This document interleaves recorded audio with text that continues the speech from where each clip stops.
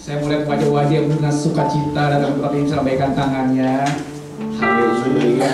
Kita memasuki bulan November Bapak Ibu ya. 1 bulan lagi kita akan merayakan hari Natal Bapak Ibu. Hari itu tidak terasa ya saudara ya. Ini udah akhir tahun lagi saudara. Kita percaya bahwa berkat Tuhan juga sungguh luar biasa bagi setiap kita. Kalau mungkin hari ini pergumulanmu masih ada selama setahun ini saudara, jangan takut, jangan khawatir, tetap setia sama Tuhan, tetap taat sama Tuhan, tetap berdoa sama Tuhan. Karena kita percaya bahwa ketika kita setia sama Tuhan, Tuhan akan melakukan bagiannya, yaitu apa? Membukakan setiap pintu-pintu mujizat bagi kehidupan kita saudara. Amin. Sekali lagi yang bersuka cita bisa lambaikan tangannya. Haleluya. Bersuka cita yuk saya undang kita berdiri sama-sama saudara. Biar 2 jam ke depan kita mau fokus sama Tuhan saudara. Amin. Kita mau melupakan setiap pergumulan kita mau melupakan setiap masalah kita, bahkan kita melupakan harta benda kita saudara ya. 2 jam ke depan kita mau memuji Tuhan, 2 jam ke depan kita mau menyembah Tuhan dengan sungguh-sungguh. Dan biarlah 2 jam ke depan kita mau menyenangkan hati Tuhan. Amin. Yang menyenangkan hati Tuhan bisa lambaikan tangannya saudara. Haleluya. Bilang dong kanan kiri depan belakang, bilang yuk kita senangin hati Tuhan. Haleluya. Haleluya. Kita berikan tepuk tangan yang dahsyat buat Tuhan Yesus pada hari ini. Haleluya. Mari Bapak Ibu kita satukan hati, kita akan berdoa terlebih dahulu. Hambanya saya persilakan Bapak Julius, Pendeta Julius Sinamarta.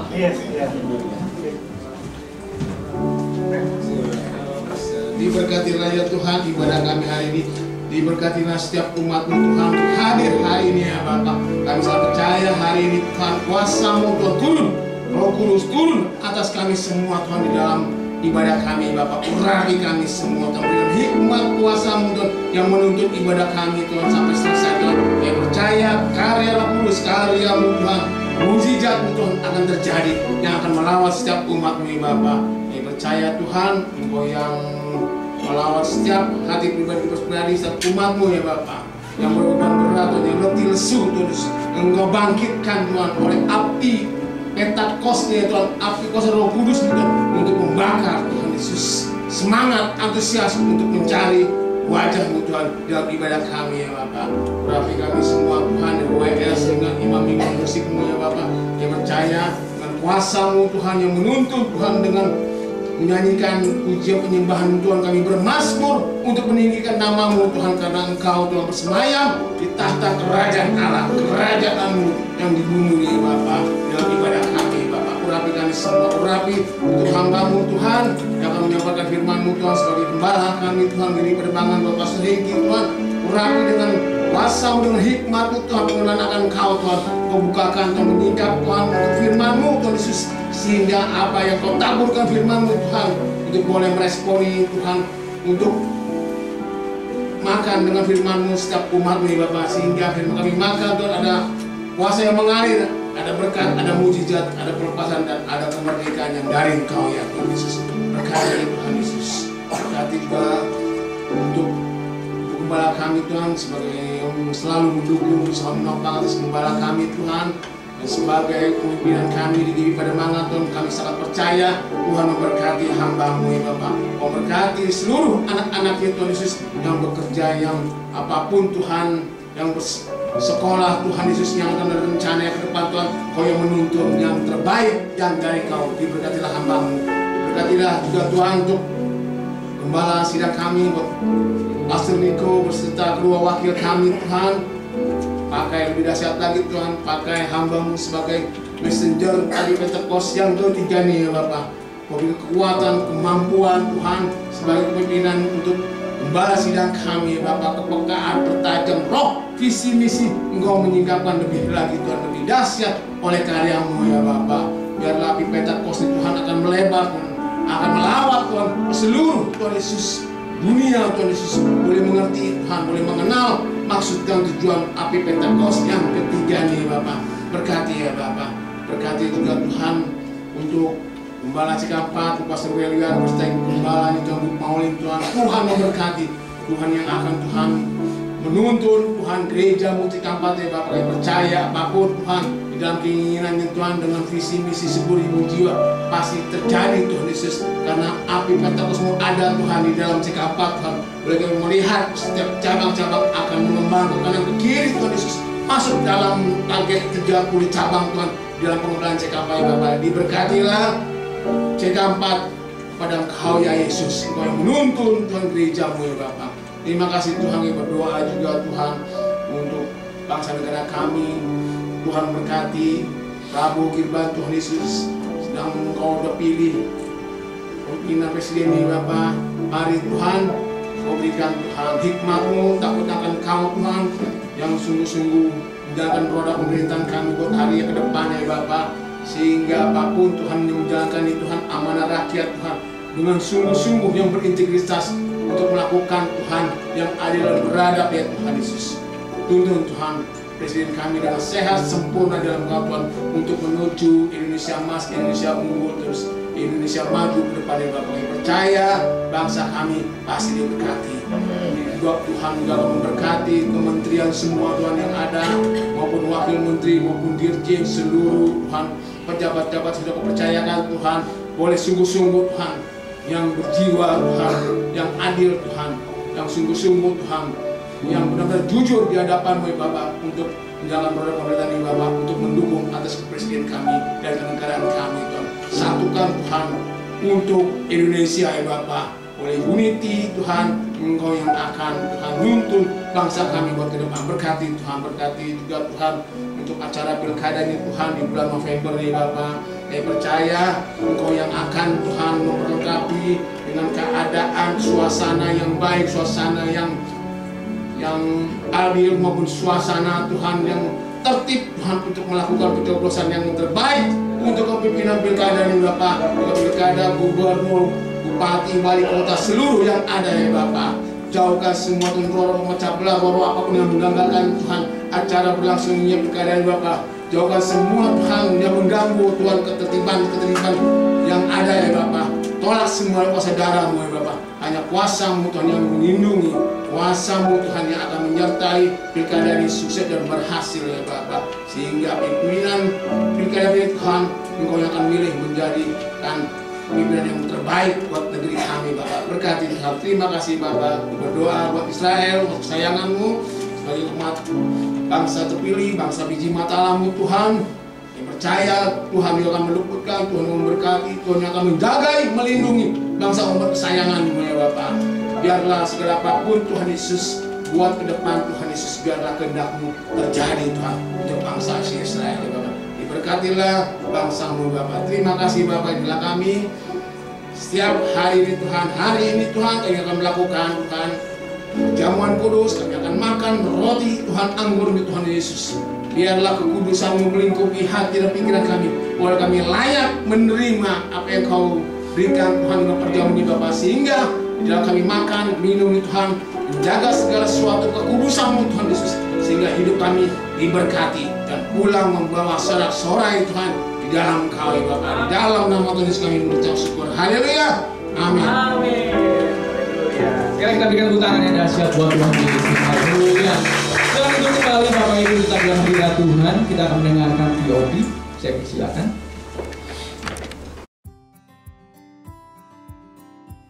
Shalom everyone, khususnya untuk kaum milenial yang saat ini sudah menjadi orang tua. Voice of Pentecost kali ini kita akan membahas mengenai parenting di milenium ketiga. Di era teknologi yang berkembang pesat ini, kita seringkali dihadapkan pada perubahan yang begitu cepat. Teknologi memberikan banyak manfaat, tetapi juga menghadirkan tantangan yang tidak ringan, terutama dalam hal pengasuhan anak. Bagaimana kita sebagai orang tua merespons perkembangan ini? Mari kita bahas bersama. Parenting adalah proses pengasuhan yang kita sebagai orang tua berikan kepada anak-anak kita. Pengasuhan ini tidak hanya mencakup aspek fisik seperti memberi makan dan tempat tinggal, tetapi juga menyentuh aspek spiritual, emosional, dan sosial anak.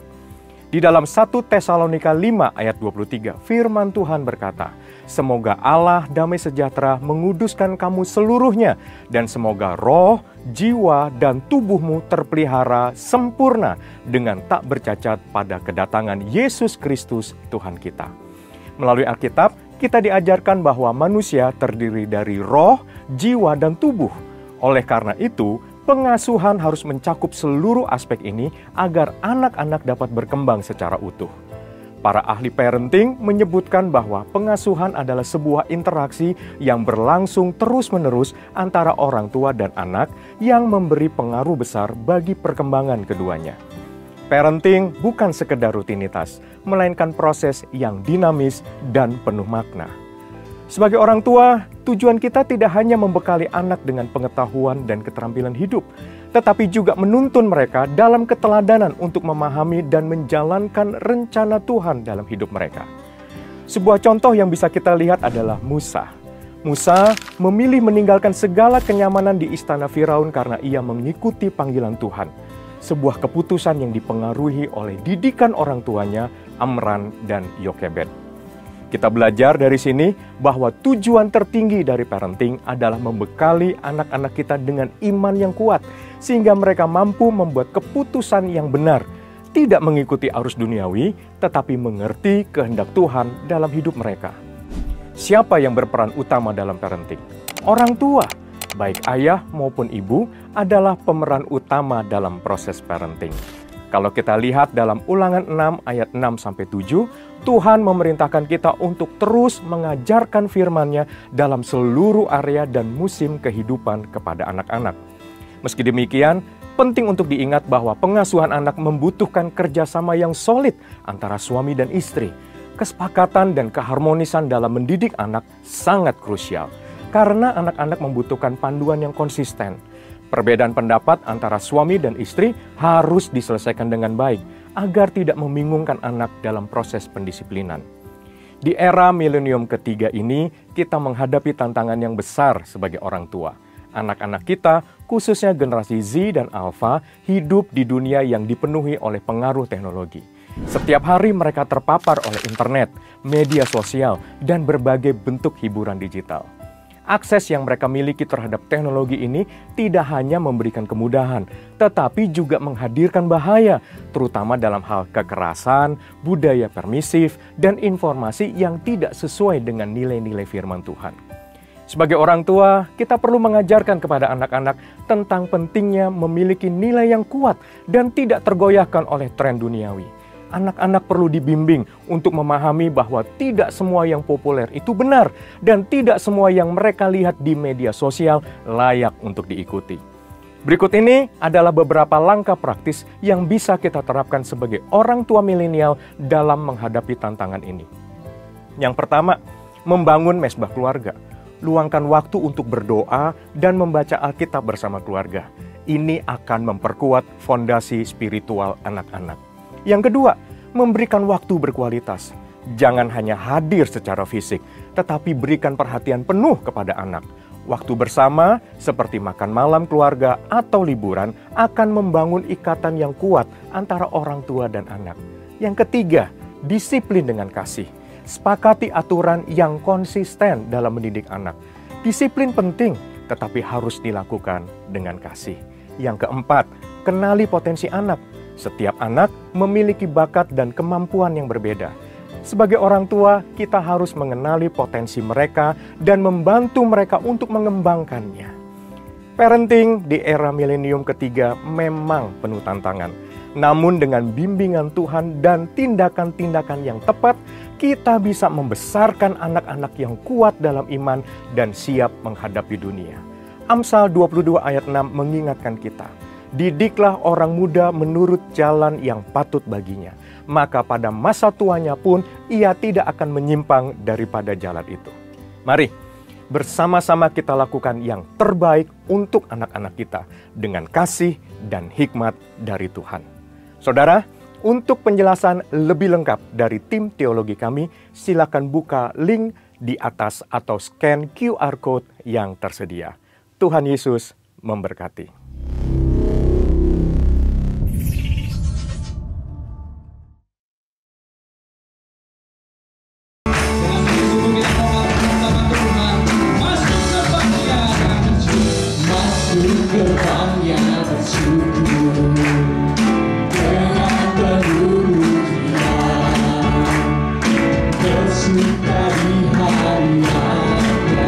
Nyanyi bersama, abu nama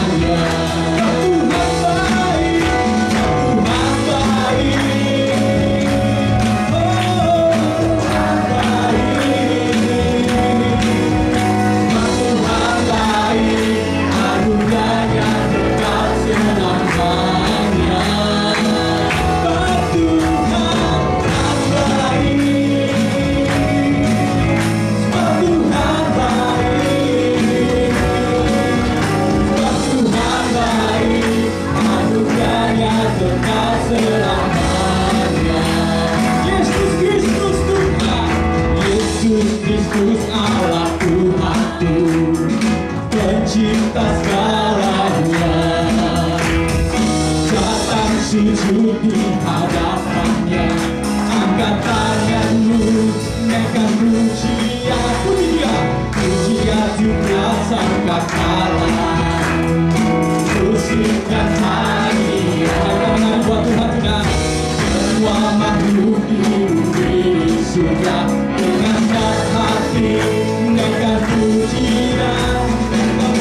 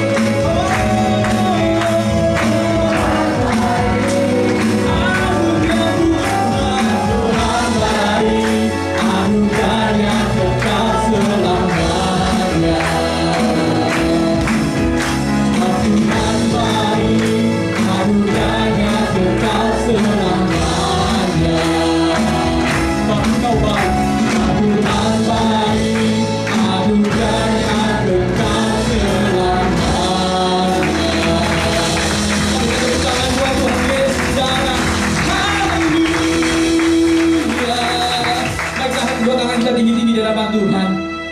Sebab Tuhan baik, Kau baik Tuhan. Sebab Tuhan baik.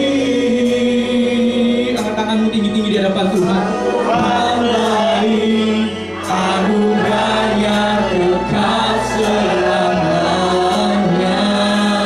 Oh, Tuhan baik, Tuhan baik. Sebab Tuhan baik, sebab Tuhan baik, anugerahnya kekal selamanya. Tuhan baik, Tuhan baik, sebab Tuhan baik, sebab Tuhan baik, anugerahnya kekal selamanya. Tuhan baik, Tuhan baik, oh Tuhan baik,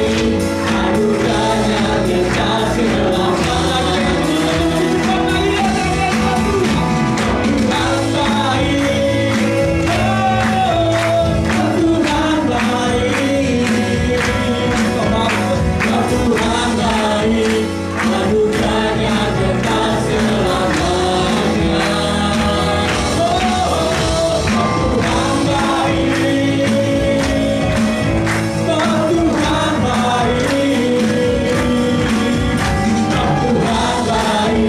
anugerahnya kekal selamanya.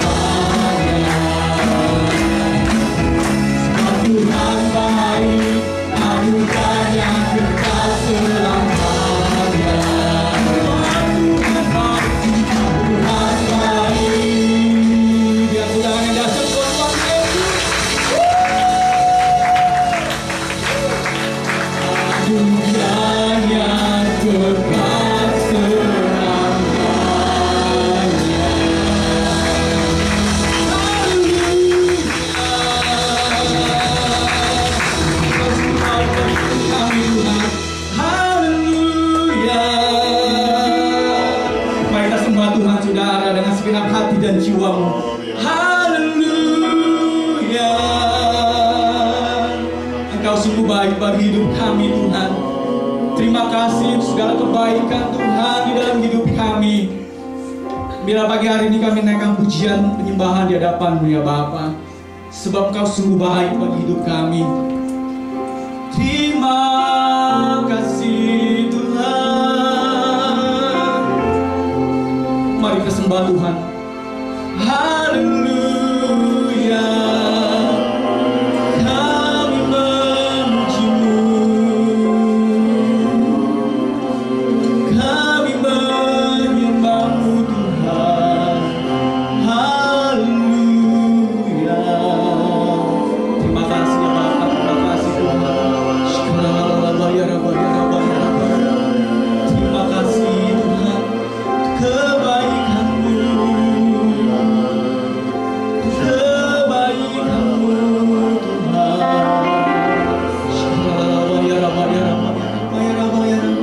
Haleluya.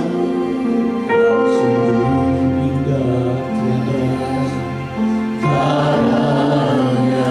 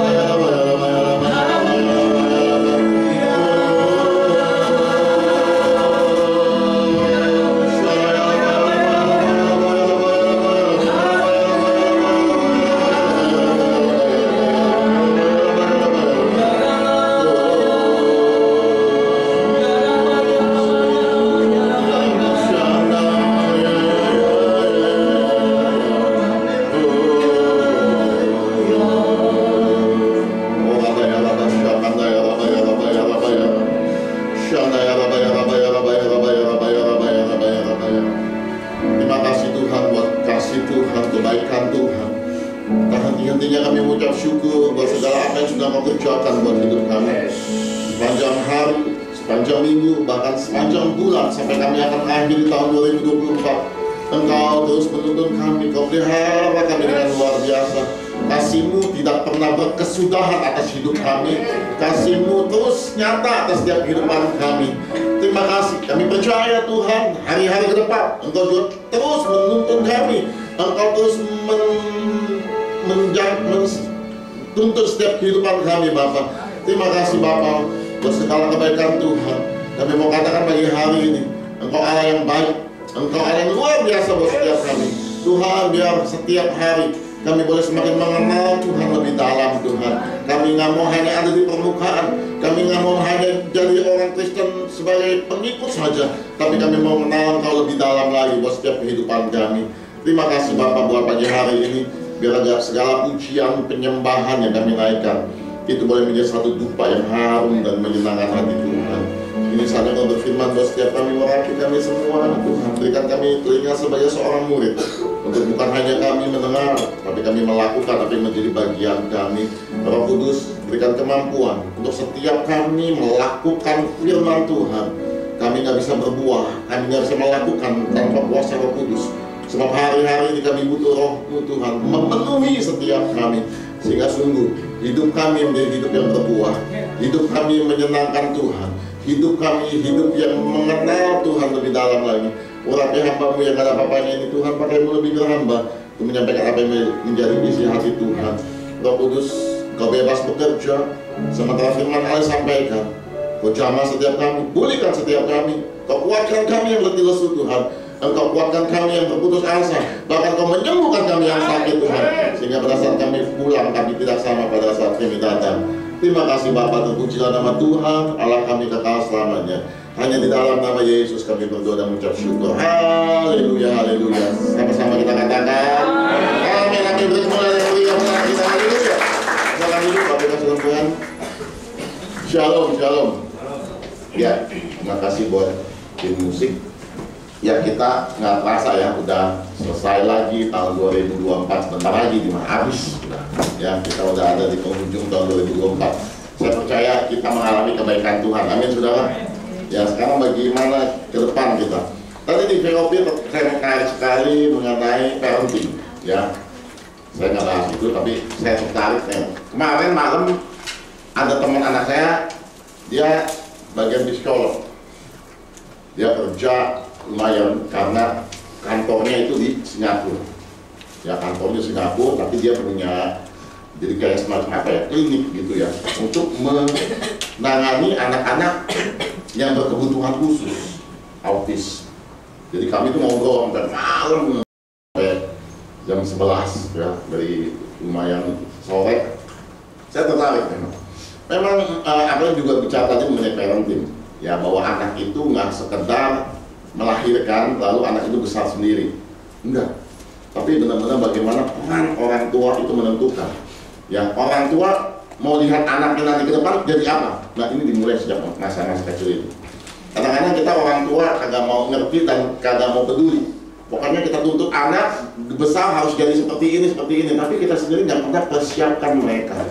Ya, bahkan kemarin saya lagi merenung gitu ya, kenapa saya akhirnya merenung seperti itu. Mau saya bilang begini, ya, saya lagi jalan sendiri, ya, saya merenung ini. Kalau gitu kita bisa memprogram anak. Maksudnya begini, anak ini mau jadi apa gedenya? Itu bisa diprogram sejak kecil. Contoh misalnya, ya, contoh aja nih ya. Misalnya kita rindu nih, anak kita mau jadi dokter, ya. Nah, itu dimulai dari kecil. Kita beliin misalnya mainan dokter-dokteran, ya kan, kita beli stetoskop mainan, bikin yang berhubungan dengan dokter. Saya yakin tuh anak gedenya menjadi dokter. Oh, ya benar-benar kemarin itu teman anak saya. Ya, dia luar biasa, 2 minggu sekali bolak-balik ke Singapura. Ya, gajinya gaji dolar Singapura, itu luar biasa. Seumur anak saya, memang anak ini juga takut akan Tuhan. Dari keluarga sederhana, tapi Tuhan angkat dengan luar biasa. Ya, jadi kita ngobrol tuh ya, makanya penting hari-hari ini. Bahkan saya tarik lagi, saya bilang begini, kamu coba pikirkan, sampai dia juga dapat sesuatu dari saya. Ya, malah sebelum orang menikah itu udah harus tanda kutip di program. Maksudnya begini.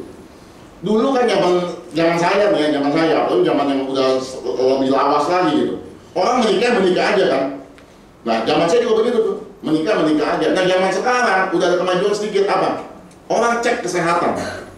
Jadi di laboratorium ada yang namanya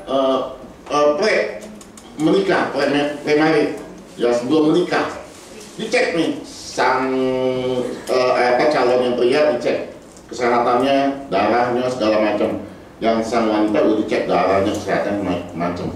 Supaya nanti dilihat ini ada penyakit bawaan enggak, reksusnya cocok atau enggak dan sebagainya. Ya, supaya waktu dia menikah ya berjalan dengan baik gitu. Secara medis, secara kesehatan.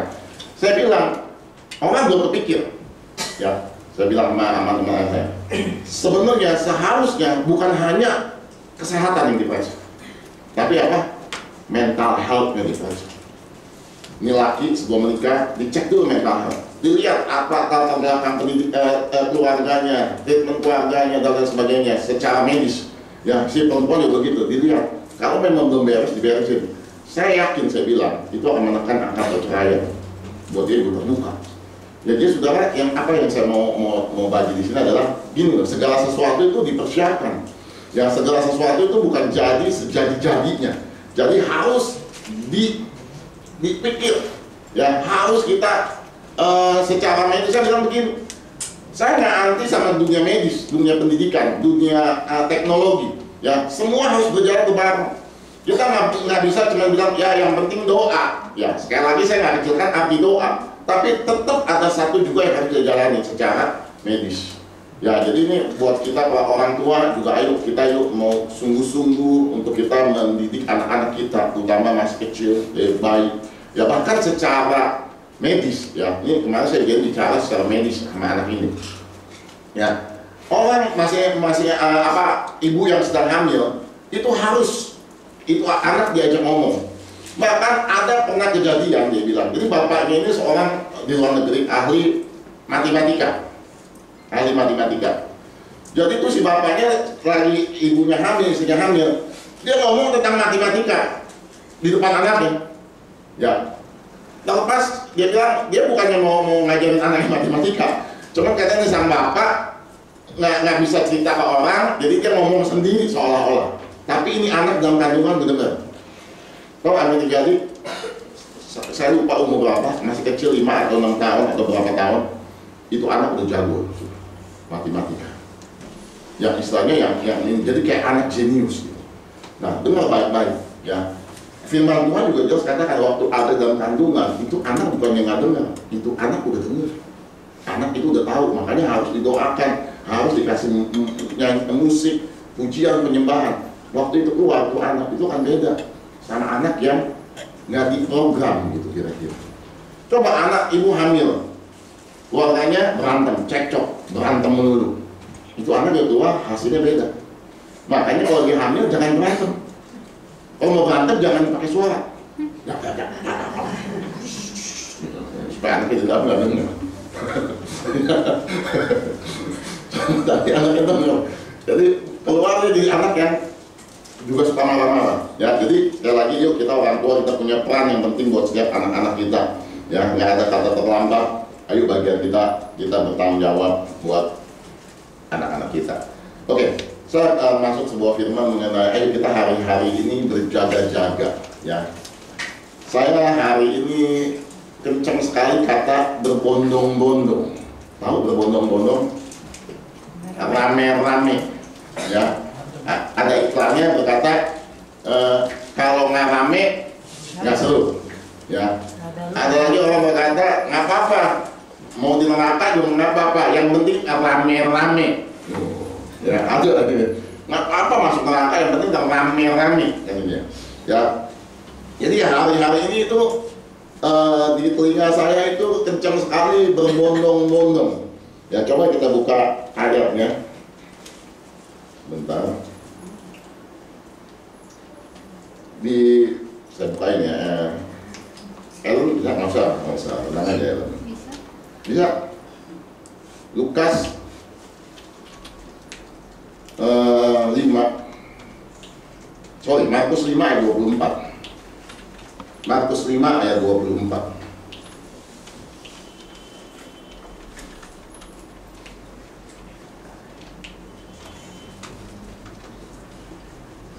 Markus 5 ayat 24. Ada ya. Ya, lalu pergilah Yesus dengan orang itu. Orang banyak berbondong-bondong mengikuti dia dan berdesakan di dekatnya. Saya kemarin melihat cuplikan film di YouTube mengenai cerita Yesus. Ya, jadi cuplikan dari film itu diambil sepotong-sepotong kejadian mengenai yang Yesus kerjakan. Jadi cuma 6 menit, 8 menit. Nah, saya juga nonton film ini. Ya, begitu banyaknya orang ramai, riuh kayak di pasar, berbondong-bondong. Jadi waktu kita nonton film itu kita dapat gambaran yang lebih jelas, gitu ya. Tadi saya mau share, nggak keburu waktunya. Ya, jadi dapat gambaran bahwa orang itu begitu banyak, mereka berantusias, mereka berbondong-bondong ikuti Yesus, ya, dan berdesak-desakan di situ dikatakan. Mereka ngikut Yesus. Mereka berbondong-bondong, rame. Kenapa? Ini peristiwa adalah di mana Yesus akan pergi ke rumah Yairus. Ya, dia akan menyembuhkan seorang perwira. Dan orang datang melihat dia berbondong-bondong. Ikut kemana Yesus pergi, mereka ikut. Nah, apa yang saya mau katakan ini? Orang kalau kita melihat secara dunia, ya, kita kenal yang namanya piramid, ya, piramid. Biasanya kalau kita cerita mengenai piramid itu yang paling atas itu paling kecil, ya, paling atas paling kecil. Semua kehidupan itu seperti itu. Ya, coba saya tadi gambarnya ke slide dari saya. Ya, piramid itu seperti itu. Oke, coba saya ini. Maka kita ada juga yang namanya iceberg, ya, di mana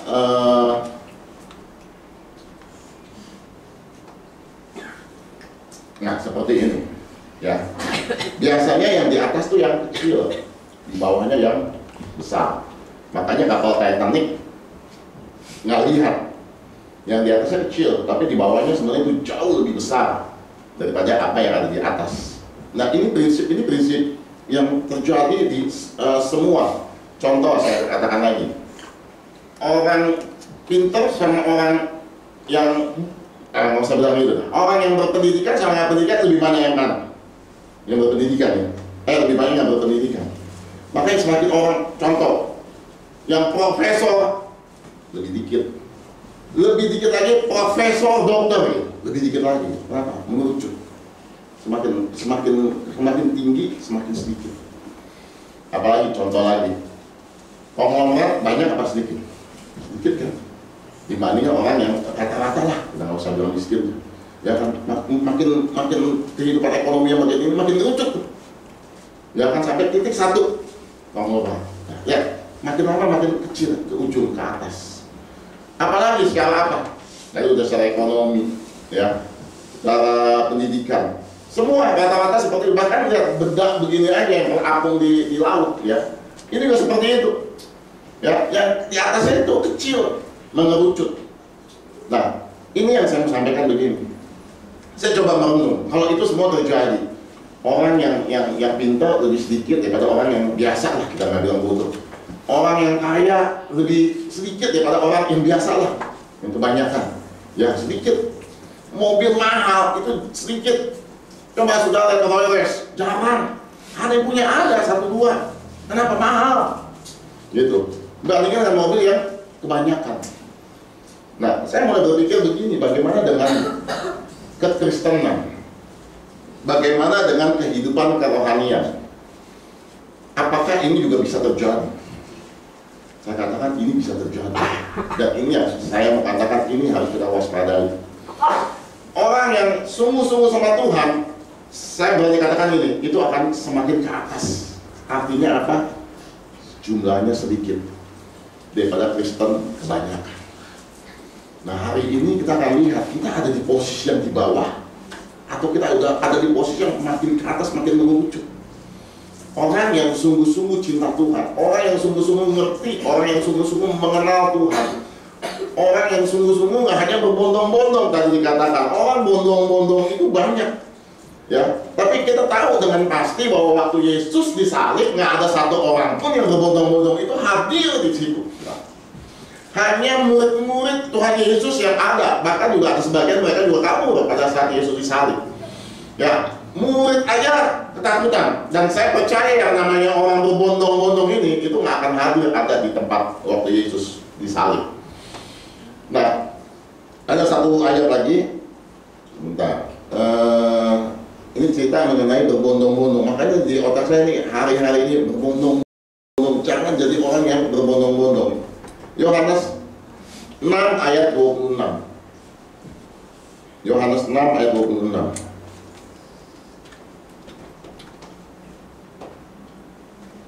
Yohanes 6 ayat 26.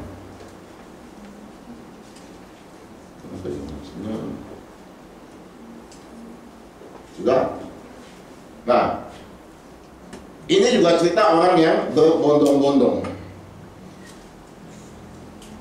Ayat satunya mulai, boleh coba. Yohanes 6. Oke, ayat 26. Bentar.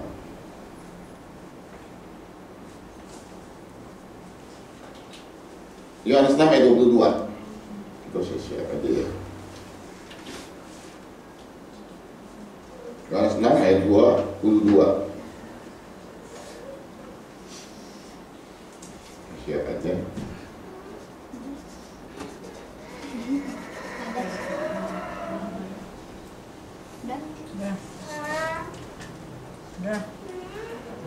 Oh, oke. Saya ikut kasih. Oke, emang.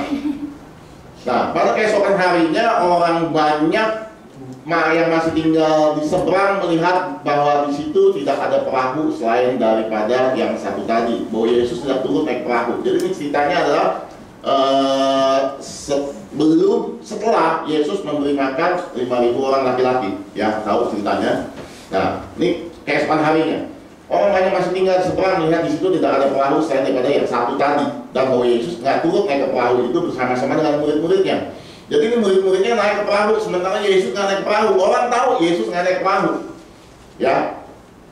Ketika loncat aja, orang banyak dikatakan melihat bahwa Yesus nggak ada di situ dan murid-muridnya juga tidak. Mereka naik ke perahu itu juga lalu berangkat ke Kapernaum untuk cari Yesus. Ya. Ini orang banyak. Waktu dia lihat Yesus nggak ada di perahu, dia cari. Ya. Ini orang tanda kutip orang Kristen cari Yesus. Ya, mereka naik berangkat ke Kapernaum untuk ngapain? Untuk cari Yesus. Ini luar biasa. Tetapi apa yang Yesus jawab buat setiap mereka? Aku berkata kepadamu, sesungguhnya kamu mencari aku bukan karena kamu telah melihat tanda-tanda, melainkan karena kamu telah makan roti itu dan kenyang. Yesus waktu bahasa lainnya, tadi saya lihat, coba yang bahasa ininya ya, kayak semua udah dibaca coba. Nah, jawab Yesus, mengapa kamu mencari aku? Apakah kamu mencari aku karena kamu telah melihat mujizat yang membuktikan kuasaku? Yakinkah kamu mencari aku bukan karena mujizat, melainkan karena kamu telah makan roti dan kamu kenyang? Jadi ini ada orang-orang yang berbondong-bondong sehari sebelumnya mereka sudah menikmati 5 roti dan 2 ekor ikan.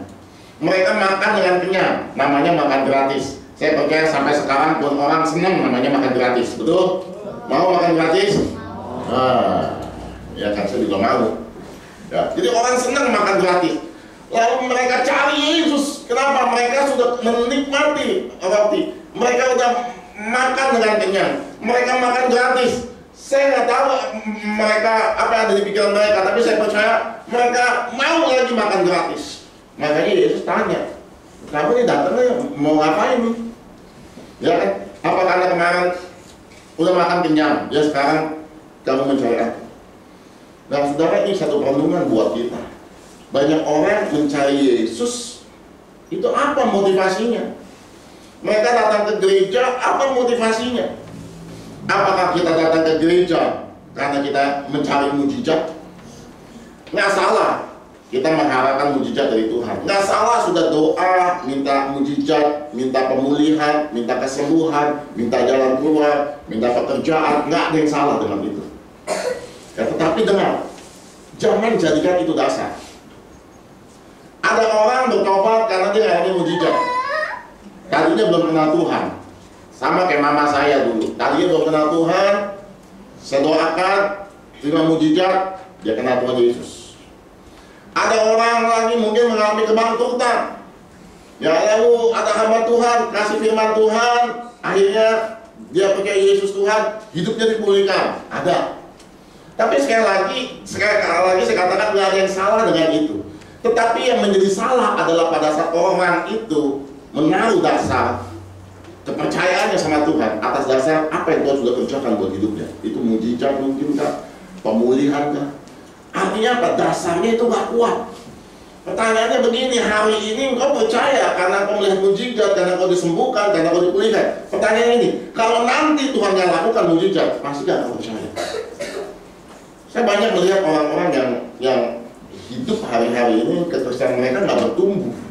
Kenapa? Mereka kecewa. Karena dasarnya itu ada dasar mujizat. Dasarnya dasar apa yang Tuhan berikan. Hari ini kau dipulihkan ekonominya, kau sungguh-sungguh datang ke gereja. Pertanyaan ini, kalau nanti Tuhan nggak pulihkan ekonomimu, apakah kau masih tetap percaya?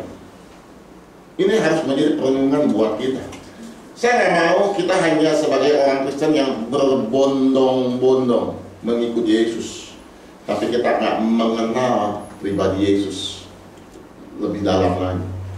Saya nggak mau kita ikut Yesus karena kita mau diberkati, karena kita sudah terima mujizat, karena kita sudah mengalami sesuatu yang baik dari Tuhan, lalu kita ikut Tuhan, dan itu kita jadikan dasar. Itu tidak akan kuat. Kekristenan kita nggak akan kuat, kekristenan kita nggak akan bertumbuh. Kemarin saya nonton sebuah film sekuler, film Indonesia, ya, bagaimana orang ini kecewa. Memang bukan agama kita, agama seberang, tapi ini menjadi satu pelajaran juga buat kita. Dia kecewa ngikutin Tuhan. Kenapa? Dia mengalami hal-hal yang buruk, dia mengalami hal-hal yang nggak baik, padahal dia sudah lakukan segala sesuatu. Sampai akhirnya dia memutuskan untuk dia tinggalkan Tuhan dan hidup dengan tidak baik. Sampai akhirnya dia dinasihatkan sama ayahnya. Dia katakan begini, waktu engkau ikut Tuhan, bukan tentang apa yang Tuhan berikan. Itu dalam. Ya, wah, ini cerita agama lain. Tapi waktu engkau ikut Tuhan, engkau benar-benar mengerti, mengenal. Saudara, kalau agama yang selalu aja dia bisa berkata seperti itu, kita harusnya jauh lebih mengerti. Karena ingat, kekristenan kita itu bukan agama, kekristenan kita adalah satu hubungan. Ya, kekristenan kita itu bukannya agama yang yang penting kita sudah lakukan ini, yang penting kita sudah lakukan itu, bukan. Tapi kekristenan itu adalah berbicara satu hubungan dengan Tuhan. Bagaimana kita percaya sama Dia. Ya, jadi sekali lagi saya mau katakan, arti berbondong-bondong itu bukannya kita hanya sekedar ikut rame-rame. Oh, di gereja itu rame-rame, kita datang berbondong-bondong. Oh, ini minggu kita ke gereja, kita berbondong-bondong. Tapi kita nggak mengerti kekristenan kita yang lebih dalam lagi. Ya, selalu saya bilang kita hanya datang ke gereja, ya. Kita hanya apa? Hanya ya yang penting datanglah, ya yang penting hadirlah, yang penting absen lah. Akhirnya kekristenan kita kerdil. Kita nggak ada gairah, makanya kan dikatakan jangan padamkan api. Nah, kita belum ada api, kita nggak ada gairah. Kenapa? Karena kita nggak mengerti. Nah, hari ini saya mau ajak kita semua untuk yuk kita kembali ke porsi yang benar. Ya, kita kembali lebih lagi ke posisi ini. Kita akan akhiri tahun 2024 jangan kita lakukan hal yang sama dari sebelum-sebelum, tapi kita mau bergerak maju. Ada satu kisah di 1 Korintus, ya, coba saya lihat dulu ya. 1 Korintus 10. 1 Korintus 10 ya. Peringatan dari sejarah umat Allah, ya. Ini mungkin bahasanya ini. Saya coba dulu. Ya, Israel sebagai satu peringatan. Aku mau supaya kamu mengetahui bahwa nenek moyang kita semua berada di bawah perlindungan awan dan bahwa mereka semua telah melintas laut. Ya, untuk menjadi pengikut Musa, mereka semua telah dibaptis dalam awan dan dalam laut. Mereka makan makanan roti, makanan rohani yang sama, yaitu mana, ya. Dan mereka semua minum minuman rohani yang sama. Gerejanya sama, Alkitabnya sama mungkin. Sebab mereka minum dari batu karang rohani yang mengikuti mereka, dan batu karang itu adalah Kristus. Ya. Jadi kata-kata ayat 1 sampai ayat 2 ini adalah istilahnya apa yang mereka sudah kerjakan. Ya, pengikut Tuhan. Ini sekali lagi ini pengikut Tuhan. Ya, mereka sudah ada dalam perlindungan awan. Ya, mereka sama-sama mengikuti Musa, mereka sudah dibaptis. Ya. Mereka makan makanan rohani yang sama. Mereka minum minuman rohani yang sama. Nah, ayat 5-nya, ini satu peringatan. Tetapi sungguh pun demikian, Allah tidak berkenan kepada bagian berbondong-bondong dari mereka. Ya. Tetapi sungguh pun demikian, Allah tidak berkenan kepada bagian yang terbesar dari mereka, karena mereka ditewaskan di padang gurun. Ini cerita berbondong-bondong. Sebagian besar yang tadi iceberg dari es itu yang di bawah yang besar. Ya, semuanya telah menjadi contoh bagi kita untuk memperingatkan kita supaya kita jangan mengingat hal-hal jahat seperti yang mereka berbuat. Ya, dikatakan sekali lagi saya mau highlight, sungguh pun demikian Allah tidak berkenan kepada bagian yang terbesar, bagian yang banyak, bagian orang-orang yang berbondong-bondong itu. Mereka nggak masuk ke tanah perjanjian, bahkan mereka ditewaskan di padang gurun, bangkai mereka berhantaran di padang gurun. Ya, semua ini menjadi pelajaran bagi kita, menjadi contoh bagi kita. Untuk apa? Memperingatkan kita supaya kita nggak sama seperti mereka. Mereka orang-orang yang banyak, mereka orang-orang yang berbondong-bondong, tapi mereka nggak masuk ke tanah perjanjian. Mereka nggak terima janji Tuhan. Mereka nggak masuk ke apa yang Tuhan janjikan buat hidup mereka. Ini menjadi satu perenungan buat kita. Bagian berbondong-bondong bukan hanya cerita mengenai jemaat. Bagian berbondong-bondong juga termasuk pelayan Tuhan. Bahkan termasuk saya, hamba Tuhan. Ya, kita orang yang di mimbar ini bukannya eksklusif, yang pasti selamat. Sama. Ya, bagian berbondong-bondong itu juga bisa bagian kita yang ada di sini. Berbondong-bondong ikut Tuhan, berbondong-bondong melayani Tuhan. Tapi Tuhan katakan apa? Sungguh demikian Allah tidak berkenan kepada bagian yang terbesar buat mereka. Dan ini satu peringatan buat kita. Saudara, sekali lagi saya mau katakan bahwa kekristenan itu bukannya kita sekedar apa yang Tuhan bisa berikan buat kita. Kekristenan itu adalah bagaimana kita mengenal Dia lebih dalam. Nah, kalau saudara nanti tanya saya, kalau gitu bagaimana dong Pak? Bagian terbesar ya Tuhan apa tewaskan. Bagian orang berbondong-bondong, mereka nggak tercatat lagi dalam Alkitab kemana mereka berada. Yakin mungkin mereka ada di dalam janji Tuhan. Mereka keluar dari janji Tuhan. Nah, sekarang bagaimana untuk kita tidak menjadi bagian orang yang berbondong-bondong itu? Yang pertama saya kata begini, bangun kekristenan kita di atas dasar yang benar, yaitu apa? Pengenalan akan Tuhan. Jangan bangun di atas dasar yang nggak benar. Jangan bangun dengan jerami, firman Tuhan katakan. Jangan bangun dengan kayu. Jangan bangun dengan benda-benda yang dapat terbakar. Tapi bangun di atas dasar yang benar, batu karang yang teguh, yaitu pengenalan akan Tuhan. Hosea berkata begini, umatku binasa karena tidak ada pengenalan akan Tuhan. Saya tanya bahwa setiap dari kita hari ini, sudah belum kita mengenal Dia dengan benar? Ini pertanyaan buat kita semua. Ini PR buat kita. Sudah belum kita bangun pengenalan kita akan Tuhan dengan benar? Ya, bukan sekali lagi bukan kita bangun karena Tuhan berkati saya, bukan kita bangun karena Tuhan sudah sembuhkan saya, bukan saya bangun karena dasar Tuhan sudah lakukan kebaikan buat saya, bukan. Tapi waktu kita bangun dengan benar itu adalah pengenalan akan Tuhan. Sekali lagi saya katakan pengenalan itu nggak bisa dibangun sehari dua hari. Ya, pengenalan akan Tuhan itu terus harus dibangun continuously. Makanya kenapa kita nggak bosen-bosen. Ajak saudara, ayo ikut cool. Ayo yang belum ikut kom. Ya, jadi yang kemarin belum ikut kom, apalagi udah dibaptis, saya minta ayo ikut kom. Apalagi sekarang kom itu gampang. Ya, kom itu bisa ikut dengan online. Gampang, nggak usah datang ke tempat. Ya, tapi kita bisa online. Nah, kita mau nggak belajar? Mau kita kenal sama Tuhan lebih lagi? Sama kayak orang berpacaran, saudara, ya, bangun relasi. Nggak usah orang pacaran. Kita mau kenal orang, kita harus punya waktu buat orang itu. Ya, ajak pergi, ajak ngobrol, ya, saling tukar pikiran, saling ngobrol. Lama-lama kita akan kenal. Nah, pertanyaannya gini, seberapa banyak kita berkomunikasi sama Tuhan? Seberapa banyak kita mau belajar? Seberapa banyak kita baca firman Tuhan? Itu akan menentukan pengenalan kita akan Tuhan.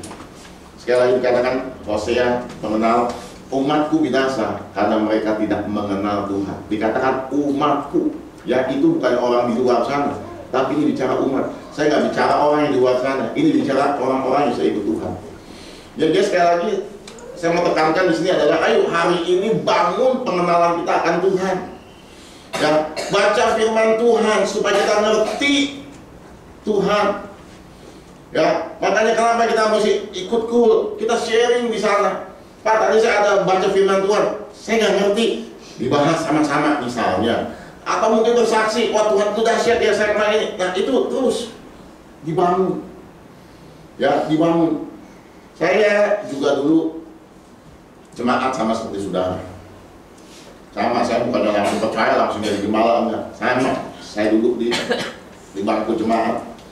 Ya, saya orang juga baru bertobat di agama saya bukannya agama Kristen. Orang tua saya juga bukan agama Kristen. Tapi waktu saya bertobat kenal Tuhan Yesus, saya bangun rohani saya bangun hidup saya. Jatuh bangun, nggak masalah, tapi saya mau terus mengenal Tuhan. Ya, saya mau terus mengenal Tuhan, saya cari Tuhan.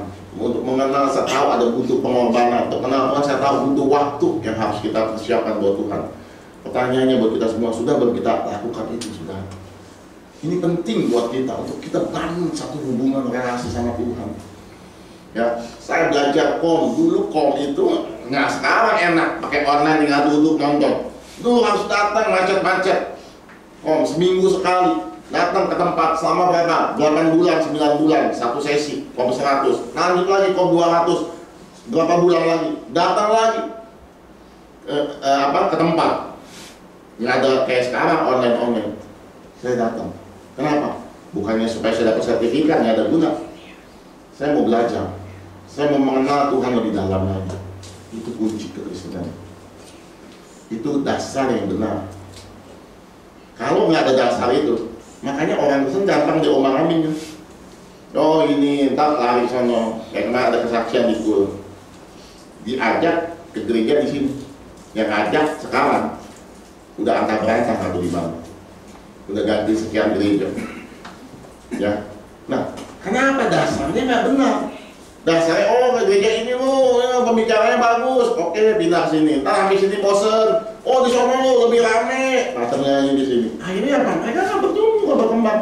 Sekarang ini saya nggak salahkan orang datang ke gereja besar, orang nggak masalah. Tapi pertanyaan gini, waktu dia pindah ke gereja lebih besar, pertanyaan bertumbuh nggak? Menjadi sungguh-sungguh lebih cinta Tuhan nggak? Itu kuncinya. Ya kan, sudah mau pindah ke gereja lebih kecil lagi, nggak masalah. Tapi pertanyaan ini, waktu sudah juga pindah ke gereja lebih kecil, rohaninya tumbuh nggak? Pengenalan akan Tuhan bertambah nggak? Itu yang dikunci. Tapi kalau sekedar pindah ke gereja hanya karena berbondong-bondong tadi, oh di sana pembicaranya hebat-hebat, lalu pergi ke sana, nggak masalah. Sekali saya bilang, selama bertumbuh, selama berubah. Tapi kalau saya dengar hanya di telinga enak, pendetanya seru ya, pendetanya lucu ya, pendetanya enak firmannya, iming-iming gitu misalnya. Situ aja, nggak ada guna. Ya, makanya sekali lagi saya katakan, waktu kita datang ke gereja, kita juga bukannya menyanyi, tapi kita menyembah. Beda Pak, beda. Menyanyi sekedar nyanyi, ya kan? Nyanyi, ya sekedar nyanyi aja. Semua juga bisa nyanyi, apalagi ada teksnya. Semua juga bisa nyanyi. Tapi saya nggak mau menyanyi. Saya mau masuk lebih dalam lagi apa? Menyembah. Menyembah itu bukan sekedar nyanyi, tapi ini keluar dari hati. Kalau tadi kita nyanyi holy, holy, benar-benar satu hati kita pengakuan Tuhan itu holy, Tuhan itu luar biasa, Tuhan itu agung, itu keluar dari hati. Bukan sekedar nyanyi, setelah nyanyi selesai udah, tapi kita nggak pernah touch Tuhan. Nah, tadi saya balik lagi cerita, berbondong-bondong ke Yesus. Ada perempuan yang sakit pendarahan 12 tahun di sini. Ya, di film itu udah jelas sekali. Nanti kita tayangkan, nanti mungkin di tour di mana. Ada perempuannya yang sakit pada 12 tahun. Kita tahu udah perempuan ini udah habis duit untuk berobat, dia nggak sembuh. Nah, di film itu digambarkan bahwa murid-muridnya larang dia tuh untuk ketemu Yesus. Kata si perempuannya, saya cuma mau Yesus doain saya gitu. Dia bilang nggak boleh. Dia bilang, kamu nggak boleh dekat guru. Kenapa? Kamu tuh pendarahan, najis istilahnya. Tapi enggak, si perempuan itu mencoba merobot dia karena dia asap ujama saja ujung jubah Yesus, aku pasti sembuh. Dia istilahnya nyerobot. Ya murid-muridnya mau tahan udah nggak tahan, dia kelompok semuanya dan dia pegang ujung jubah Yesus. Ya ujung jubah itu tuh, jadi zaman dulu kan ada kayak selendang, ujung jubahnya, ujungnya doang. Dia pegang. Seketika juga itu dia pegang perutnya, dia tahu nih pendarahannya berhenti. Dari riuh, dari ramai gitu orang, Yesus sampai diem. Berhenti dia melanggar, dia diem. Semua orang yang dari riuh itu diem semua. Kenapa katanya? Ada apa? Terus Yesus bilang begini, ini ada yang pegang aku nih, dia bilang. Semua pada muridnya yang satu, kok kamu bilang ada yang pegang kamu? Semuanya pada pegang kamu, dia bilang gitu. Yesus nggak berkata, enggak, ini beda. Ada kuasaku yang keluar, ada kuasaku yang keluar dari tubuhku. Yesus nengok ke belakang, dia cari siapa yang sentuh dia. Lalu perempuan itu tadi masih tersungkur karena dia pegang jubah Yesus sampai dia juga jatuh. Ya, dia hampir tersungkur, dia lihat, dia ngaku, aku yang pegang tuh. Kuasa Tuhan itu mengalir, bukan karena orang berbondong-bondong. Kuasa Tuhan mengalir waktu ada iman di sana. Makanya saya selalu ingatkan, jangan jadi orang Kristen yang berbondong-bondong. Kita nggak dapat apa-apa. Jangan jadi orang Kristen yang cuma nonton apa yang Yesus mau kerjakan di sana. Mujizat apa lagi akan Yesus kerjakan. Kita nggak dapat apa-apa. Tapi seorang perempuan yang hanya pegang ujung jubah Yesus, perempuan ini mengalami mujizat kesembuhan. Ayo hari ini bangun fondasi yang benar untuk mengenal Tuhan lebih benar. Ya, bukannya bangun hubungan, bukannya dasar kita dasar segala yang lain, tapi bangun dasar kita dasar yang benar, pengenalan akan Tuhan. Yang kedua yang saya catat di sini, tadi bangun fondasi yang benar, yaitu pengenalan akan Tuhan. Yang kedua, mungkin saya pernah sampaikan tapi nggak masalah, ini apa penting buat kita. Yang kedua, izinkan Roh Kudus itu intervensi hidup kita, saudara. Berapa banyak orang Kristen udah ke gereja bertahun-tahun tapi hidupnya nggak pernah berubah. Yang nipu jalan terus, yang pukul istri jalan terus, yang judi jalan terus. Tapi hidupnya udah melayani Tuhan bahkan. Tapi kalau coba kita flashback aja ke belakang, setiap kita pribadi, lepas pribadi, termasuk saya. Waktu setahun atau 5 tahun yang lalu, sudah berhari ini kita ada perubahan. Cara bicara kita, cara berpikir kita, cara menyembah kita, cara ke gereja kita, sudah ada perubahan. Kalau nggak ada perubahan, maaf, saya mau katakan kita bagian orang yang berbondong-bondong, bagian orang yang hanya ikut Tuhan. Makanya saya mau GBI Pademangan jemaatnya bukan orang yang berbondong-bondong sekedar ikut Tuhan. Saya mau jemaat GBI Pademangan orang yang benar-benar membangun dasar pengenalan akan Tuhan, membuka hidupnya untuk Roh Kudus intervensi hidupnya, mengubah kehidupannya. Kalau nggak itu semua itu percuma semua. Semua hanya ada di keluar, ada di luar. Semua indah ya. Oh hebat ya sekarang udah pelayanannya. Oh hebat ya sekarang udah khotbah ya. Oh hebat ya semua ya. Udah bisa jadi gembala ya. Semua itu nol. Kalau tanpa ada perubahan dalam kehidupan kita. Saya mau katakan, izinkan Roh Kudus. Dia waktu kita terima Yesus, ya, Roh Kudus sudah ditaruh. Firman Tuhan katakan. Permasalahannya dia gini nih. Kita izinkan nggak dia bekerja buat hidup kita? Jangan jadi Kristen yang sodak. Awal-awal semangat. Saya kenal ada beberapa teman, dia bertobat dengan Tuhan Yesus. Waduh, itu bisa telepon saya. Sekarang gampang ya, pakai WA nggak bayar istilahnya. Itu bisa berjam-jam. Oh, Tuhan baik, wah dia bersaksi, oh ini sekarang ini. Lama-lama mulai jarang telepon, lama-lama hilang. Dan ternyata sekarang udah jauh dari Tuhan. Saya banyak nemuin begitu, banyak. Saya bukan bilang 1, 2, banyak. Ya, ada orang nangis. Saya ngomong sama Tuhan, Pak. Saya mau melayani Tuhan. Dan lama-lama hilang, nggak pelayanan, hilang, nggak kemana. Rapture ya. Kalau rapture ke atas nggak apa-apa. Ini rapture ke samping, ya, itu banyak. Makanya ini satu peringatan buat kita, bukannya buat saudara, buat saya juga. Ya, banyak orang pelayanan juga begitu. Pelayanan juga apa motivasinya sungguh-sungguh melayani cinta Tuhan? Apa yang lain? Apalagi pelayanan yang udah tingkat tinggi. Saya nggak tutup. Ya, apa yang kadang-kadang orang kejar? Apa? Kiem, Fulus. Ada teman anak saya dulu satu band. Sekarang dia pelayanan di gereja. Ya oke lah, kita bilang hidup dari gereja, nggak ada yang salah dengan itu. Lalu dia dijadwal main alat musik. Tanggal kan biasa dijadwal ya, dia sudah tahu. Jadi 1 bulan itu udah ada jadwalnya. Kayak saya khotbah udah tahu tanggalnya, misalnya diundang orang tanggal 17 ya, ini di tempat ini, oke. Nah, sebelum tanggalnya nyampe, masuk lagi undangan yang lain, yang fulusnya lebih gede. Nah, teman anak saya apa? Dia cancel yang kecil, dia cari orang pengganti supaya gantiin dia ambil yang pelayanan yang fulusnya lebih gede. Anak saya bilang begini, nggak salah dong. Dia bilang, ya, saya bilang secara tanggung jawab, orang itu tanggung jawab, ya, dia nggak datang, gue cari gantinya masuk. Tapi secara motivasi itu nggak benar di hadapan Tuhan. Kenapa lu ganti? Saya ngomong anak saya, kenapa diganti? Ya karena itu lebih besar, ya itu. Sekarang kalau diundang lagi, ya maksudnya yang tadi tanggal sekian di gereja A, sekarang diundang kan di gereja B tadi lebih gede, ya ditolak. Sekarang saya balik nih, dia udah tanggal 17 oke di gereja A, sekarang diundang di gereja B yang lebih kecil, fulusnya, ganti nggak bakal, betul nggak?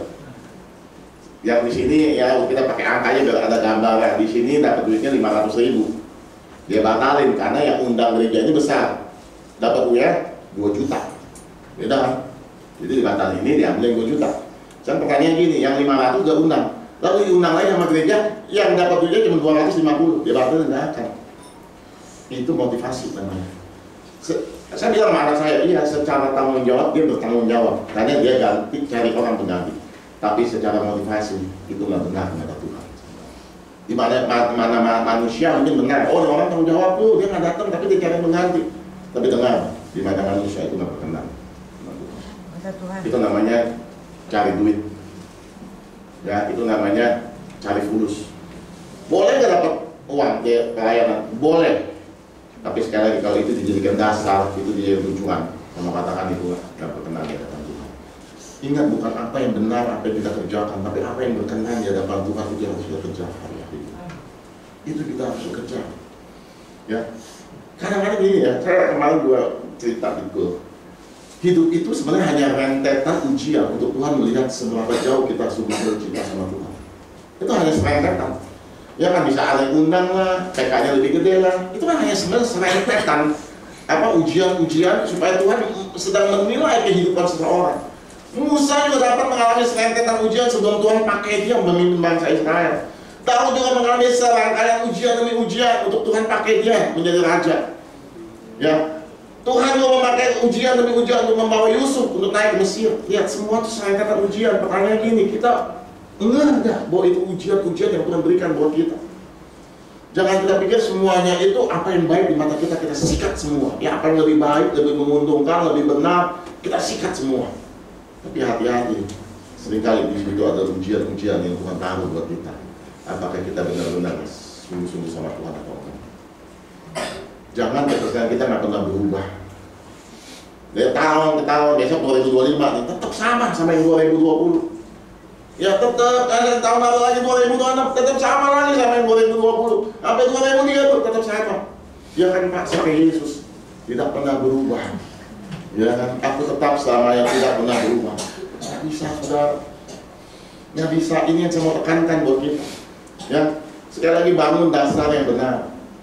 Mas, permata, ya batu yang ini, bangun dasar itu. Kedua, izinkan. Saya heran kadang-kadang itu orang Kristen ya, udah tahu firman, udah bisa bikin firman, dikirim ke WA. Saya tahu persis kehidupannya bagaimana.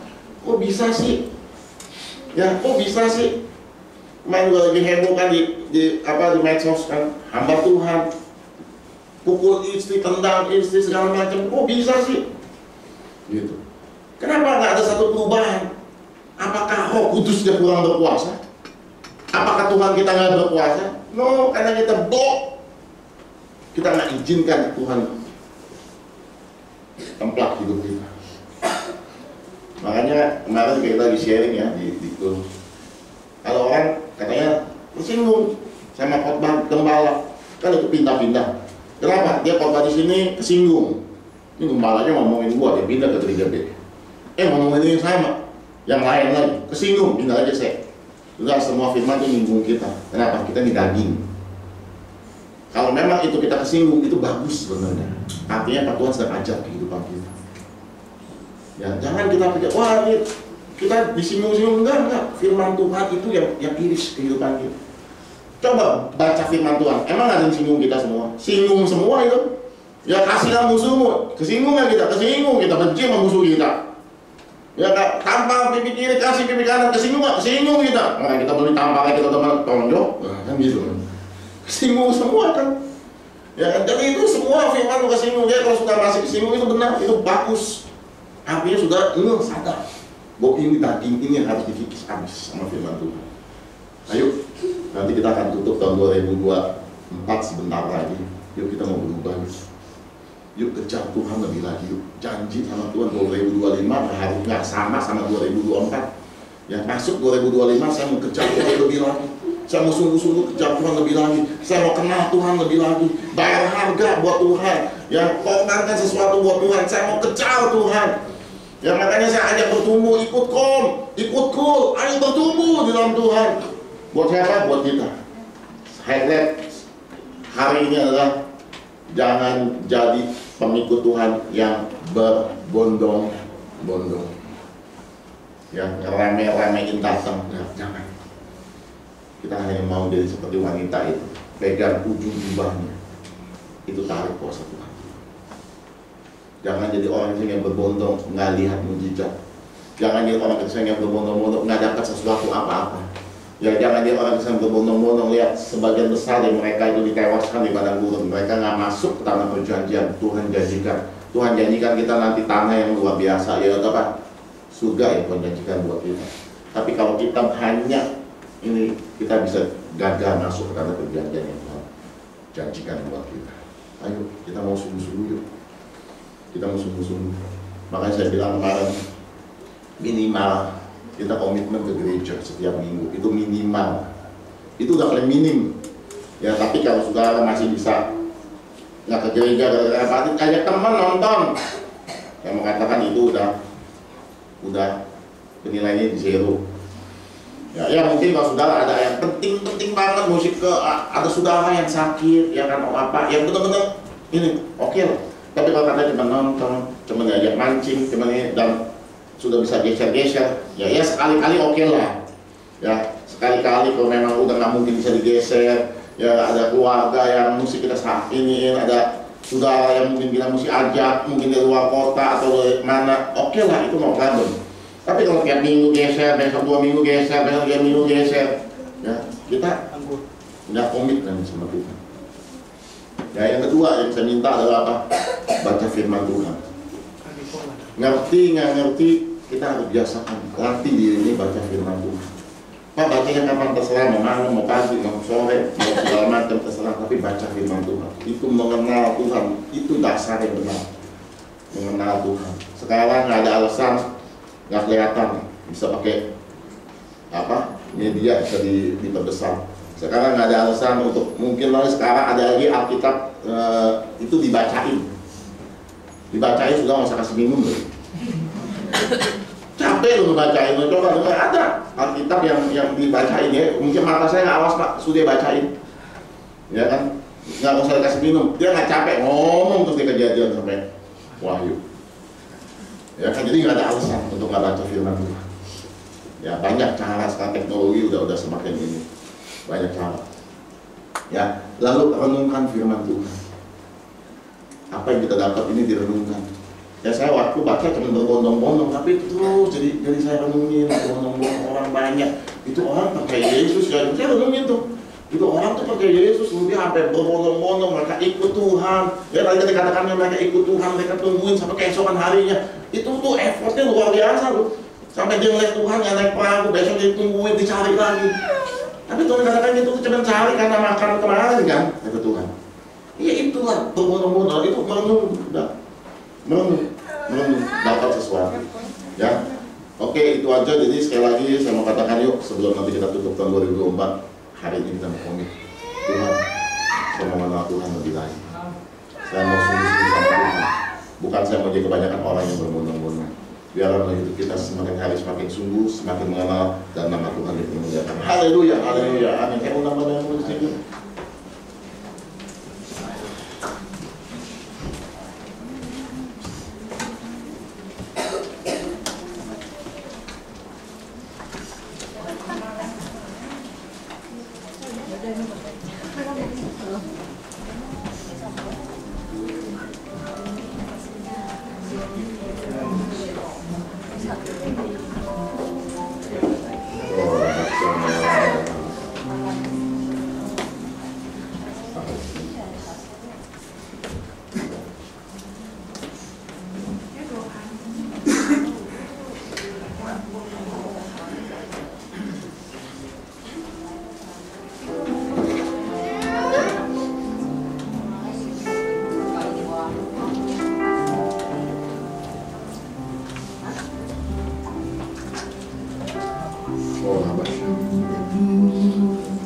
Dengan pujian kepadamu ya Yesus Tuhan, sepanjang hari bumi telah mengatakan kepadamu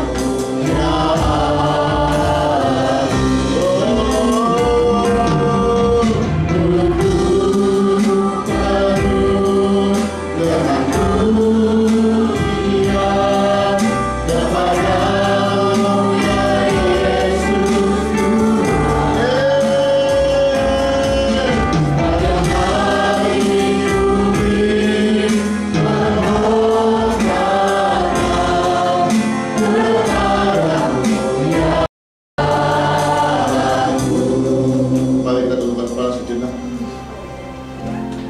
firman Tuhan siang hari ini. Masing-masing kita introspeksi kehidupan kita. Bagaimana kerohanian kita hari-hari ini? Kita ada di posisi mana? Apakah kita ada di posisi orang yang berbondong-bondong? Atau kita orang-orang yang mengenal Tuhan lebih dalam? Nggak salah dengan berbondong-bondong. Tapi kalau berbondong-bondong hanya sekedar ikut Yesus, berbondong-bondong hanya sekedar mau tahu apa yang Yesus bisa kerjakan, kita nggak akan peroleh apa-apa. Bangun pengenalanmu akan Tuhan lebih lagi. Bukankah kasih karunia itu Tuhan sudah berikan buat kita? Dia sudah pilih kita. Kita pakai Yesus sebagai Tuhan yang selamat, itu anugerah yang besar. Tapi nggak cukup sampai di sana. Bagian kita mencari pengenalan Tuhan lebih lagi. Kenali Tuhanmu dengan benar. Jangan taruh semuanya di dasar yang rapuh. Jangan taruh di dasar karena kita mengalami mujizat, karena kita ditolong Tuhan, karena dulu kita nggak punya apa-apa, sekarang kita bisa punya sesuatu. Jangan taruh di dasar itu. Itu dasar yang lemah, dan itu dasar yang nggak kuat. Tapi dasar yang benar adalah kita mengenal Tuhan. Kita mengerti siapa Dia. Pengenalan nggak bisa dibangun 1-2 hari. Pengenalan harus terus dibangun, terus dibangun. Semakin mengerti, semakin mengenal, semakin dalam, semakin tahu, semakin intens sama Tuhan. Sehingga waktu kita datang ke gereja, itu karena bukan sesuatu apa yang kita mau dapat, tapi sesuatu karena kita mau menyenangkan satu Tuhan. Kita mengenal Dia. Buka hatimu, izinkan Roh Kudus itu bekerja buat hidup kita. Seberapa banyak firman yang kita dengar, seberapa banyak firman yang kita baca, seberapa banyak khotbah yang sudah kita dengar, mungkin melalui media, mungkin waktu kita datang ke gereja ini, berapa banyak firman yang kita dengar. Pertanyaannya adalah, seberapa banyak firman itu kita izinkan mengintervensi kehidupan kita? Seberapa banyak firman itu kita izinkan untuk mengubah kehidupan kita? Coba kita mulai flashback sedikit aja di awal tahun 2024. Ada nggak sesuatu yang kita mulai berubah? Kalau kita berkata ada, bagus, teruskan itu, semakin berubah. Tapi kalau kita berkata nggak ada yang berubah, sama, saya katakan ayo kita tingkatkan. Nggak ada kata terlambat. Tuhan berkata seperti ini karena Dia sayang sama kita semua, karena Dia mau peduli buat kita semua. Kita mau ubah semua. Dia semua indah di hadapan Tuhan, semua berkenan di hadapan Tuhan, semua layak di hadapan Tuhan. Persiapan hidup kita seperti mempelai yang siap untuk menyongsong kedatangan Dia yang kedua kali. Kita sebagai mempelai yang siap berdandan, pakai pakaian pengantin. Kita berdandan cantik di hadapan Tuhan. Hanya orang-orang yang mempersiapkan dirinya akan masuk ke dalam pengangkatan, yang akan melihat Yesus datang menjemput. Jangan terjebak sama agama, jangan terjebak sama kekristenan. Kita harus maju, lebih kenal, lebih dekat, lebih dekat sama Tuhan. Agama Kristen tidak menyelamatkan, tapi pengenalan akan Tuhan itu akan membawa engkau kepada keselamatan. Oh Rabba Syandaya Rabba ya Rabba Syandaya Syandaya Rabba ya Rabba Syandaya Rabba ya Rabba ya Rabba ya Rabba Syandaya Rabba ya Rabba Syandaya Rabba Syandaya Rabba ya Rabba Syandaya Rabba ya Rabba. Tuhan, kami nggak maunya orang Kristen yang berbondong-bondong Tuhan. Kami hanya ramai-ramai ikut Tuhan. Kami nggak mau Tuhan. Kami nggak mau seperti orang Israel Tuhan. Mereka makan makanan yang sama, mereka minum yang sama, mereka semua dibaptis dalam awan dan api. Tapi sebagian besar dari mereka ditewaskan Tuhan, mereka nggak masuk ke dalam tanah perjanjian. Tuhan, kami nggak mau punya kebanyakan orang Tuhan. Kami maunya orang yang sedikit itu Tuhan. Kami mau menempatkan hidup kami hidup yang sedikit itu Tuhan. Oh Rabbasyanda, biar kami kedapatan orang Kristen yang sungguh-sungguh yang sedikit itu Tuhan. Orang yang Kristen yang sungguh-sungguh mengenal Tuhan yang sedikit itu Tuhan. Kami nggak mau yang banyak berbondong-bondong di bawah seperti piramid tadi. Kami mau mencari terus, kami mau naik terus, level kerohanian kami semakin naik, pengenalan kami semakin naik. Kami punya sedikit orang yang mengenal Tuhan. Kami punya sedikit orang yang sungguh-sungguh percaya sama Tuhan. Mama berdoa Tuhan, setiap jemaat di tempat ini, mereka orang-orang yang kedapatan sedikit itu.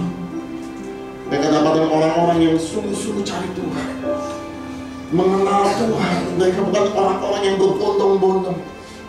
Mari Bapak mampukan kami. Kami juga sebagai pelayan-pelayan yang ada di mimbar ini, kami nggak terbawa semua. Lihat motivasi pelayananmu. Kau berhebat di atas mimbar. Tapi pertanyaannya, Apa kamu termasuk orang-orang yang berbondong-bondong itu?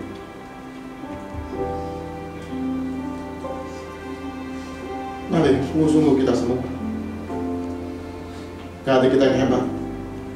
Gak ada kita sudah dalam posisi yang aman.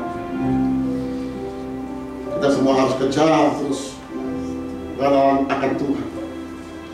Jauh melebihi apapun. Oh, Rabasyanda ya Rabasyanda ya Rabasyanda ya Rabasyanda. Oh, ya Rabasyanda ya Rabasyanda. Kami mau izinkan Roh Kudus intervensi hidup kami. Masih banyak kekurangan. Masih banyak hal-hal yang perlu Kau bereskan. Roh Kudus, kami bebaskan Kau bekerja tengah-tengah kami Tuhan. Kami buka hati kami. Kami buka Tuhan, kami menurut sama Engkau Tuhan Yesus. Semakin hari semakin berkenan.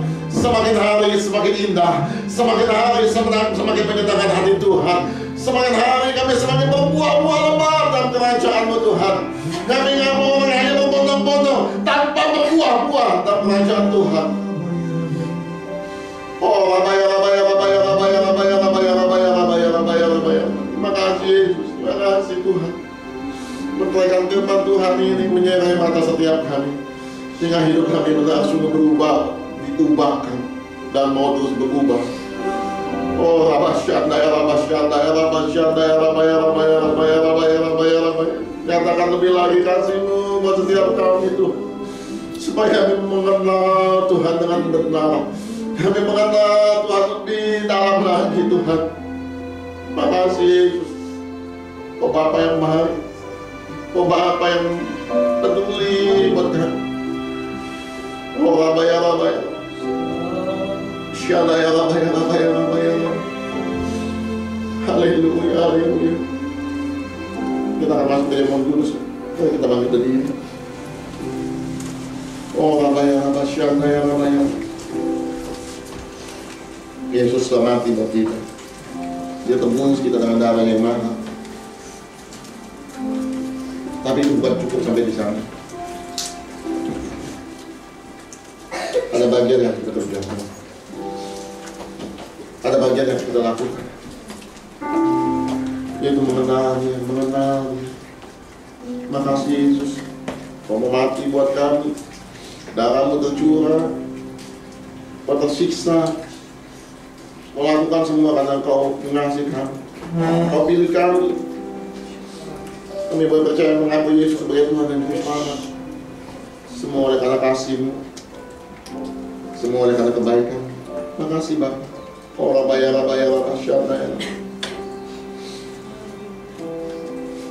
Sebab apa yang telah kuteruskan kepadamu telah aku terima dari Tuhan, yaitu bahwa Tuhan Yesus pada malam waktu Ia diserahkan mengambil roti. Mari kita angkat roti kita. Dan setelah itu Ia mengucap syukur atasnya.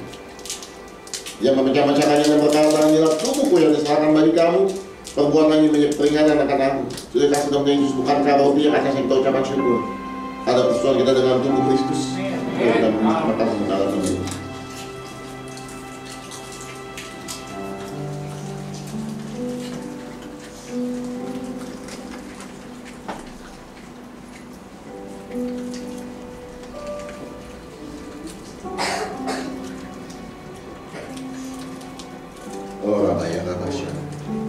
Demikian juga yang mengambil cawan sudah makan. Mari kita angkat cawan kita. Lalu berkata, cawan ini adalah perjanjian baru yang memberikan oleh darahnya. Perbuatan setiap kali kamu meminumnya menjadi peringatan akan aku. Saya kasih nama Yesus, bukankah anggur yang atasnya kita ucapkan syukur? Ada sesuatu kita dengan darah Yesus. Mari kita sama-sama nama Yesus. Yuk kita angkat dulu tangan kita ucap syukur sama Tuhan. Terima kasih Tuhan. Terima kasih.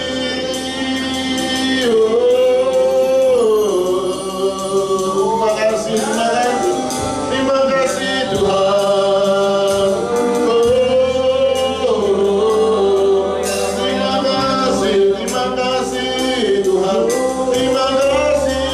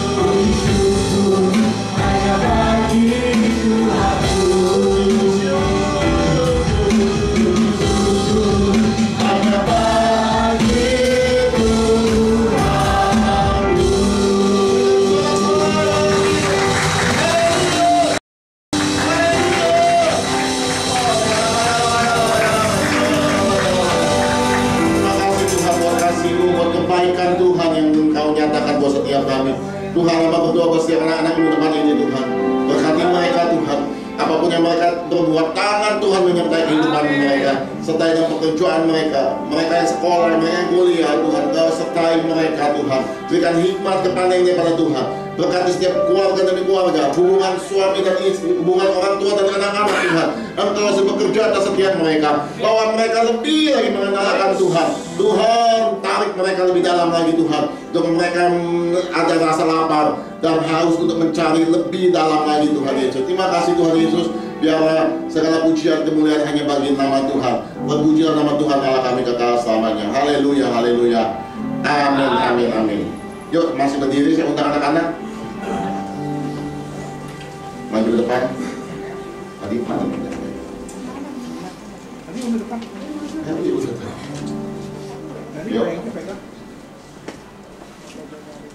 Nunggu di sini. Bingung dia.